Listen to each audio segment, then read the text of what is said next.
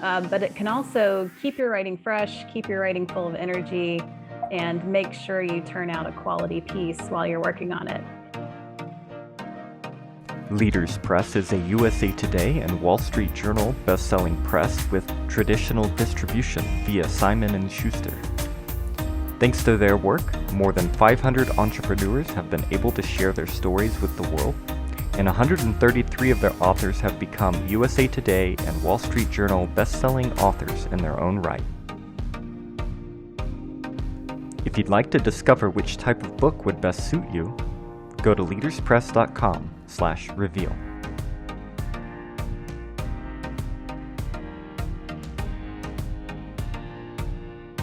In this episode of the Leaders Get Published podcast, the Leaders Press team will talk about finding the motivation to write. I'm Alinka Rutkowska, the founder and CEO of Leaders Press, and with me is our COO Publishing, Deborah Brannon, and this is the Leaders Get Published podcast. Today, we will be discussing writing motivation. Ready, Deborah? I am. I'm motivated and ready to talk about it. Yeah, I'm motivated too. So, yeah, how do you actually find the motivation to write? Do you have some tips for us today? I do. So as you know, motivation is super important to writing. It's obviously responsible for you sitting down every day and actually getting your writing done.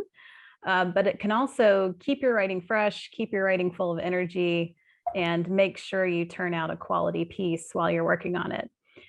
So I thought that we could each share our top 3 tips for what keeps us motivated for our writing, and Yes. just go from there. So you want me to start? Yeah, go for it. All right. So the first thing I like to do when I sit down to write is to prepare my space. So I'm one of those people who really can't stand to have a lot of clutter when they're trying to work. So I like to look around. If there's any clutter around me, I'll go ahead and clean it up, put things in their proper places, throw away any detritus that might have accumulated in my work area. Just put everything in its place and have a neat space from which to work. And so this serves 2 purposes. First off, the ritual it helps me clear my mind. So as I'm putting stuff where they need to be, as I'm getting rid of things that don't need to be there, my thoughts are also becoming more clear and more organized. And then as well, I have a less distracting place to work. So when I do sit down, I'm not thinking about, oh, okay, I need to deal with that mail, or man, it's really kind of messy in here. I should have thrown away those snack wrappers or whatever. My attention is clear, and I'm free to focus on exactly what I want to communicate and put into my writing. So I find that to be a very important part of motivation to write when I'm getting ready to work. And then once I do actually start writing, I like to use sprints. And if you haven't heard of this before, you could use like the Pomodoro technique, which I think is about 20 minutes of working followed by like a 5-minute break. You can look up some apps online and download them if you want to help you use the Pomodoro technique, which you can use in any kind of work. It's not just writing. But basically, you set a timer and you work for 20 minutes. Nothing else. No distractions. Close everything else in your browser. If you're writing in Google Docs, close the internet entirely. If you're using something like Microsoft Word, no distractions, just 20 minutes, straight focus, straight work. And you can do anything for 20 minutes, right? Like you can continue working without distraction. And then you've got those 5 minutes at the end where you can just relax, just stop what you're doing. Even if you're in the middle of the sentence, just be done and then chill out for 5 minutes or go do something else just to break up the inertia, maybe get your blood flowing a little bit and help bring your focus back after you give your mind a break for a minute. And I find that can result in some really productive writing, especially like if you do that for an hour, say. So you do 3 20-minute sprints with your 5 minutes in between. And on the last one, you can take like a 15-minute break just to have a more serious mental break after you've been working solid for an hour. Or I guess not solid since you broke it up with your 5-minute breaks, but close enough. And then the last thing that I like to do to keep myself motivated is to come up with a reward-based system. So the carrot is better than the stick, right? Or at least it is for me. So I just come up, like it could be something as simple as a snack. Like you're like, if I, finish this piece of writing that that I need to get done, I'll have a nice cup of tea or have some ice cream that I've got set aside or something, some kind of creature comfort that you want to enjoy after you get your work done. Or it could be even more significant than that. If there's something you've had your eye on that you want to buy yourself and you need an excuse to do it, well, the excuse can be reaching your goals, and your goals can be getting your writing done. So that can be a really great motivation if you've got your eye on the prize. So one prize, of course, is the work being done. That is a prize in itself because you will feel wonderfully accomplished once you finish your writing goals. But having something to sweeten the pot, like, I don't know, a movie you've been eyeing, or maybe going out to dinner, is also a really good motivator. So those would be my top 3 tips for making sure you stay motivated in your writing life. Wow. Yeah, I resonate with the number 1 and 3. So, the space around you, probably going to be much clearer if you're working in an environment that's clean rather than, huge mess of stacks of books or worse around you. So the mental, the physical space and the mental space being correlated, that I see. Then the reward, like I don't really make it like I'm gonna have a snack, or it might be like, hey, I'm gonna be hungry by then. Just all this glucose and this mental energy I'm gonna have to eat.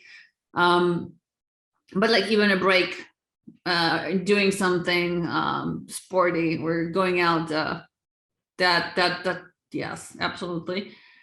The Pomodoro technique, I'm familiar with it. I mean, I've heard about it and from many people, but I just can't see myself being interrupted like that. Like I'm in the flow, just doing it. And I'm like, now I need to take a break. That's fair. If you are like super into the flow, I would say that you could just disregard taking the break until you come to a natural pausing point. And then I know you like big blocks of time, right? Like you like setting your schedule up and having your block of time in which you get something done. So I can see that. Yeah. I'm going to talk about it now with my 3 tips. So I thought I'd put some structure to it, and I came up with a very fancy structure for my 3 tips. Why, how, and how much. Love it. So the why is the motivation. Like whatever you're doing, it's important to remember why you're doing it. And I just attended a conference with Jim Quick, the author of Limitless, and I got his book. And he was explaining, he had a brain damage or in early childhood and had problems reading and writing, even worse. And then he managed to get over them. There's a long story to that, but he basically is the expert at learning how to learn and learning how to do things and how to read quickly. So he taught this student how to read quickly, and she said she wants to read 1 book every day for 30 days. So she wants to read 30 books. And she wanted to know how to do this, being a student, having to study. And he taught her, and then he asked her, well, but why? And she said, well, because my mom has cancer, and every day I want to learn a book. I want to read a book on health and wellness to see if I find something to help her with that. Wow. So that's an amazing why. Like, why are you doing it? And she did it. She read the 30 books. She found something in there that got her mom on the right track, and now the cancer is in remission. So she, achieved her goal beyond the reading. Wonderful. That sort of, really puts things in perspective. Why? So the why for the book as well. Like, why are you writing this? Are you writing this because you want to leave something for the next generations once you're gone? Are you doing this as fast as you can because you want to grow your business and the book will be a lead generation tool? As soon as it's out, you'll be growing faster. And, if it's not out, there's no extra growth. So you just remember that why every time you sit down, like, why am I doing this? It's, I just cold swimming, and every day I get into that cold water and I just scream. I'm like, why are we doing this? Who's making us? Why? And I'm like, all right, yeah, because it boosts your immune system. And I haven't had a cold for years since I started doing this. And all the endorphins that come in, they kick in, and it's a social thing because I do this with friends. Okay, that's why. So yeah, why is super important for anything we do, the driver. Then the how, and I don't mean how as in like I'm typing or I'm writing or I'm dictating or whatever, but sort of how during your day you're planning this. So how are you going to fit it in, right? So for me, I like to plan meetings where we plan some of our meetings for like 1 year ahead. Yeah. So just recurring, or if it's not recurring, these dates. And then so there's a bunch of recurring meetings in my calendar that are every month, every week, twice a week, with all types of different people. And then the day before, but apart from that, I also have slots blocked on my calendar. They're just block. And they're blocked because I don't want meetings. So they're blocked so that nobody schedules a meeting and I can do high quality work that will move the needle in the business. So that might be, coming up with a strategy for, extra growth or anything that needs thinking time, super important things. And then when you define your why, that you need to write your book because future generations, then you block that time. You're going to be doing that then. And two things come in place. One is the morning routine and one is habits. In general, I'm going to throw them into this bucket. So one is the morning routine, which if you read the book by Hal Elrod, The Miracle Morning, that's explained really well how the morning routine works. So it's basically, the example of the stressed entrepreneur that's close to nervous breakdown is you wake up, first thing you do, you're still in bed, you only have one eye open, but you're already looking at your inbox. Like, anybody resonates with that? Yeah. I know I did that in the past. And that's like the worst thing you can do because you give your power away. You're, now you're in reactive mode. I need to reply to this guy and give this person my time. And, you're just out of control before you even started, before you even put your feet on the ground. And on the other hand, what you can do that would totally turn that around is keep that phone on flight mode for a while. And during that time, make sure you prepare yourself to be in a space where you can deal with whatever is thrown at you. And that includes, doing a lot of writing or dealing with maybe writer's block, which is a thing. Yeah. If you don't plan things well. And so there are different ways to do that. There's exercise, there's meditation, there's breathing, reading. But basically, you need to be in a space where you say, okay, I'm ready to take over the world. And then you turn on the phone. So the morning routine, and then so this links to habits. So you can have a time blocked on your calendar, which I have to have my time blocked to do things. But then there's other habits. So like BJ Fogg wrote the book Tiny Habits, which allows us to do things in a regular way. And we are what we do every day. That's who we are.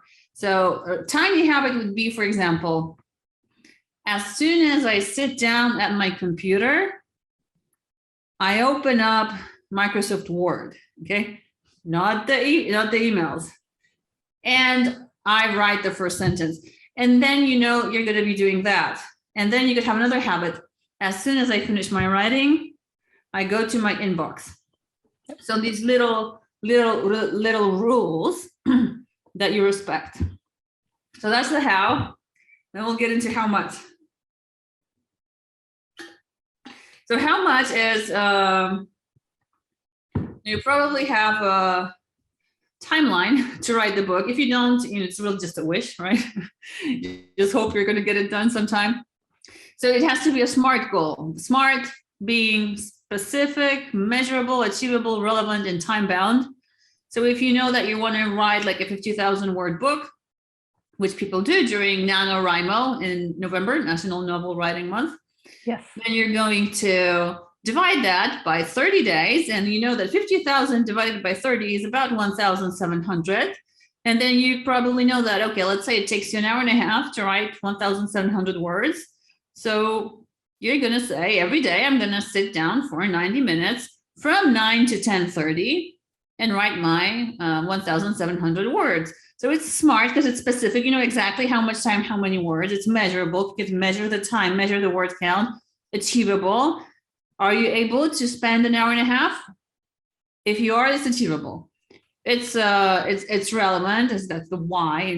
You're doing it for a reason. And time bound. So you have time every day, and then the month. So I think with those three, you'll get the job done. Yes. I mean, they all build on each other. It's beautiful, beautifully done. Well, thank you. Yeah. You had me thinking about the how much. I guess some corollaries to that would be to make sure you have prep time. Like if you need to set aside an hour each day to prep for the next day, perhaps if you need to do some research, if you're writing a nonfiction book. And then, of course, always remember, everyone should remember that you should just write and not edit. Save all of your editing and your revision and going back over your stuff until the end. You want to get that first draft done, and then you can go back and you can revise to your heart's content. But when we're writing, we're just writing. It's a little actually extra. Very relevant to what we're discussing. I will be writing an article tomorrow for a well-known media outlet. Yes, and I don't do a lot of writing myself, but there's really short deadline. It's like 24 hours. So not enough time to get me interviewed and get it ghostwritten. So I'll do it. And but I already have it planned on my schedule. So we're recording this during my evening, and in my calendar tomorrow morning, I know that the first thing I'm going to do when I open my computer, I'm going to write that thing. I'm not going to look at emails. I already have the whole description of what I'm supposed to write in a Word document, so that I don't go in my inbox. Smart. Because then I can, get that done. And then by 9 o'clock, I know I did the, big piece of what I was supposed to do. And then I can get into the other stuff, and it's all, blocked anyway. So, so I know what's happening tomorrow. And sometimes unexpected things happen, and then, you manage that, you deal with that, because with a strong morning routine and just knowing that you're able to deal with anything, you will deal with things that are not planned. But I think, based on my experience, I don't usually need to deviate from the plan much, because, we should also not be too tightly booked. Because and that's, I think, really important for writers too, because if you're too tightly booked, you don't have the mental space to come up with ideas, like really good ideas. Yeah. Like, why do great ideas come up in the shower, right? Yes. You're not replying to emails in reactive mode. You're there, letting go, and then so you start having the mental bandwidth. So I don't know, people shower more, but you don't have to, you don't have to waste all that water. You can recreate that state doing something else. So when you have those periods of time, then that creativity starts to happen. Really important for writing. I know that a lot of writers swear by walks.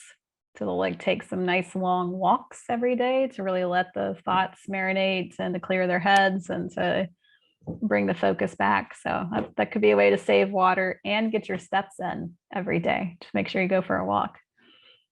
Yeah, and or yoga or an equivalent. So just at the conference that I was recently, there was a session on yoga. A famous guy who runs yoga in the Silicon Valley area, and he was telling us the story of one of the founders of a really big tech company that you all know, and that he would start his day coming to this yoga class at 7:00 in the morning, 90 minutes of yoga. Then he would go to the office, and then he would come back for the 7 in the evening, 7 p.m. class of yoga again.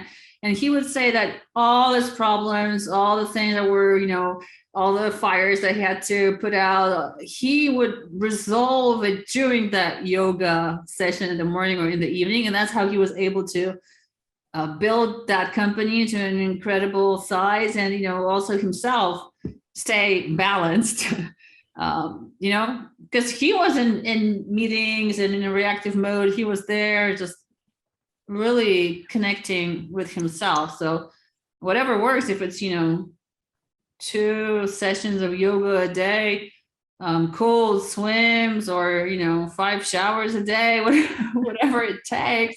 Yeah, we need to give ourselves the gift of just the mental bandwidth to be able to really fulfill our potential and be able to do what we know that we can do when we allow ourselves. Yes, and to sustain the motivation once you sit down to write. You need to give yourself that space to harness the motivation and then employ it when you sit down. Okay, well, I think that's been quite a lot about motivation, huh? Yes, I think, well, hopefully our listeners have some great tips to get them started. And jump-starting their own routines and sustaining themselves while they're writing.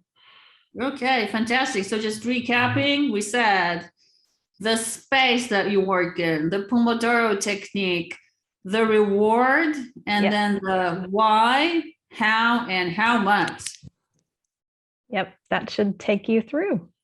All right, well, phenomenal. Thank you so much, Deborah, and thank you everybody listening to us. Thank you. Thank you for listening. This has been the Leaders Get Published podcast, brought to you by Leaders Press. Don't miss another episode, and subscribe today at leaderspress.com/subscribe. And if you'd like to discover which type of book you should write, go to leaderspress.com/reveal.